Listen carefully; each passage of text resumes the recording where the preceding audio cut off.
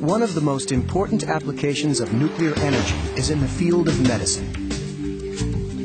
In nuclear medicine, small amounts of radioactive materials are used to help doctors look at the inside of the body and treat disease.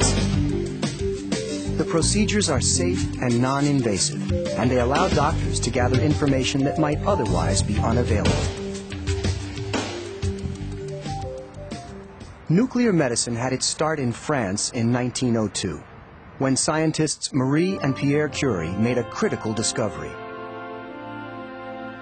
While conducting research on radioactive substances, they found that one substance gave off more radioactivity than others.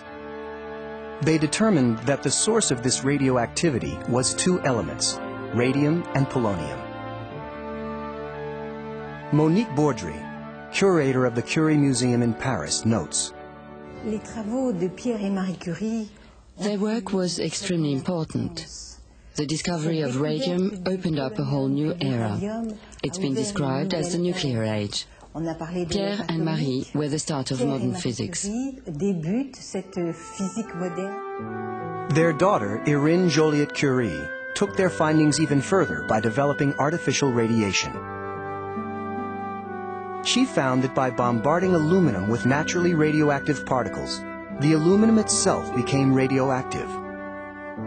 When particle bombardment ceased, the creation of radioactivity continued. This artificial radioactivity quickly became useful in medicine, and it's still used today to diagnose and treat disease. Dr. Ian Fraser explains.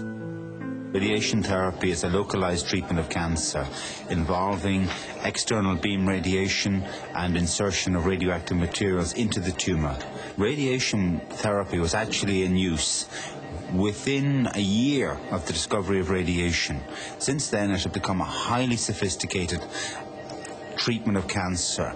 Of all cancers, radiation is the second most used after surgery. At the time of the Curie's discoveries, the harmful effects of prolonged exposure to radiation were not understood. As seen in this photograph, handling radium produced scarring on Marie Curie's hands.